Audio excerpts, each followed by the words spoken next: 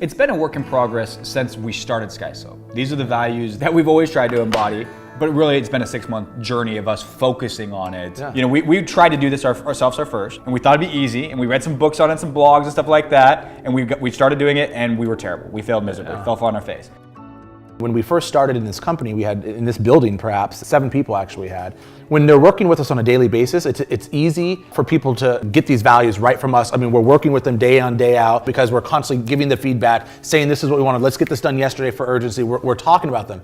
As we've grown, what we found is it's a lot harder to do that. We need some help doing it. You know, when we're just connecting with every single individual in the company, it's easy to make sure these values are there. But now that we're 80 and our goal is to get to 160 and our goal is to get to 300, they weren't stretching. And it's because they weren't articulated. They weren't written out, expressed, and posted and talked about and repeated and emphasized.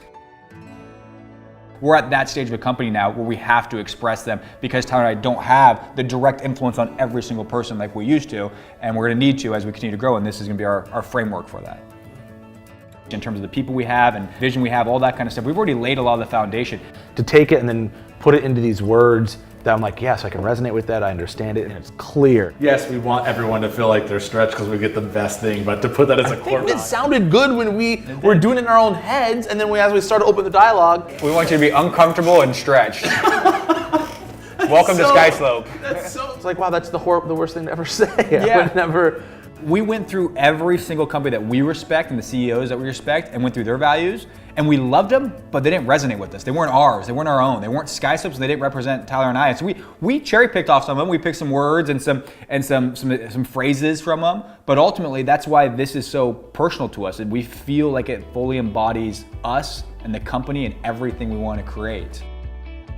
So we went with the Tony Robbins lady, paid a bunch of money for that, and made some progress. It was helpful, and it showed us how difficult it was and how we needed a lot more help, and that's when we brought in the marketing team. Blinders on, but then awareness is like, well, wait, we're taking into account everything. Getting everybody on your team. We don't necessarily think it's a bad idea if we have a cowboy that goes out there and does a killer job all by himself without any feedback. We also surveyed SkySlope at that time too. We asked what do you guys think embodies SkySlope? We got some great feedback from a lot of people here. There's a quote that you said, don't tell them how to do it, tell them what to do and let them surprise you with the results.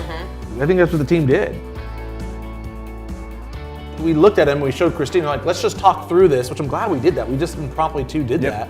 When we tried to stack rank these guys and tried to put them in order of importance so that way we could communicate them in that order, and we couldn't. We looked at the first one, we looked at the next one, we looked at the one after that, and they were all equally as important, and they all played off one another. It all starts with awareness, and you can't be obsessed unless you're aware of something. You can't have ownership of it unless you have that obsession over the customer experience. You can't, humility kind of is intertwined in this whole thing. You got to be able to be open-minded to the feedback and to the criticisms you're getting, and to knowing that that's for the better of the vision and the overall product.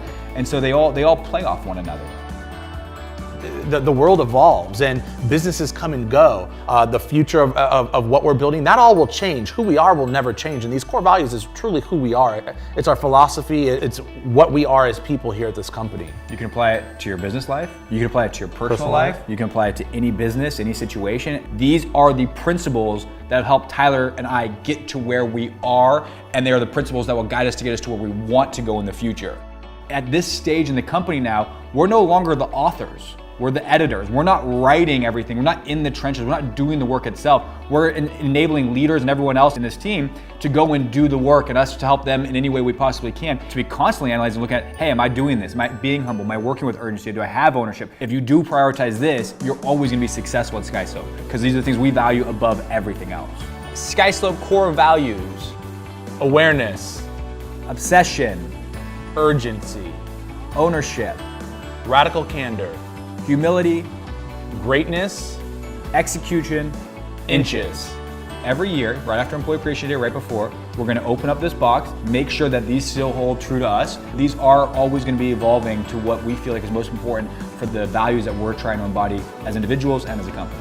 We need everyone to realize how to produce great work, how to live up to those expectations, how to excel, and these values, I think, give them the framework to be able to work and thrive in that environment.